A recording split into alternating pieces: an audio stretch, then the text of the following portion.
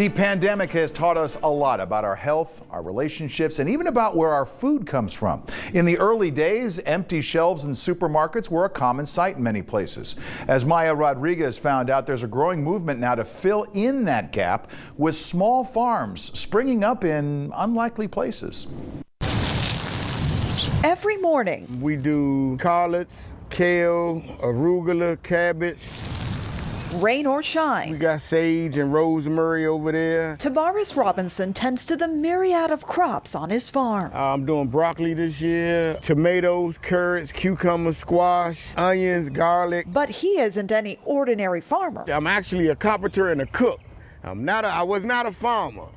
Let's get that clear. I had no clue I'd be farming. And this isn't any ordinary farm. It's odd, 1-acre shape carved out of small growing patches in the middle of America's capital city. The food goes back to the community. The farm is part of the nonprofit DMV Urban Greens, located in the southeast section of Washington, D.C.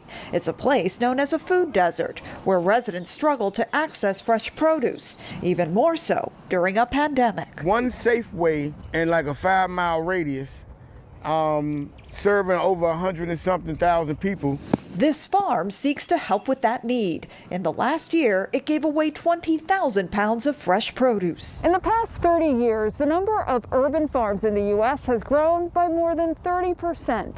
And because the pandemic showed just how fragile the food distribution system can be, even for some big supermarkets, urban farming has become a fresh food lifeline in some places. It's a growth that adds up to thousands of small urban farms around the country, in cities from Detroit to Phoenix to Tampa, now home to dozens of them. They range from small plots, known as microgardens, to several acres in size. Robinson felt the impact of that urban farming trend when he recently tried buying crop seeds. Now everything is sold out. Like, everybody's farming now. To help keep things going. But in here, last week we planted some lettuce. Volunteers like Gloria Anthony step in. I just love to see the hard work go in, then to see the harvest and know that the vegetables are going to people that really need.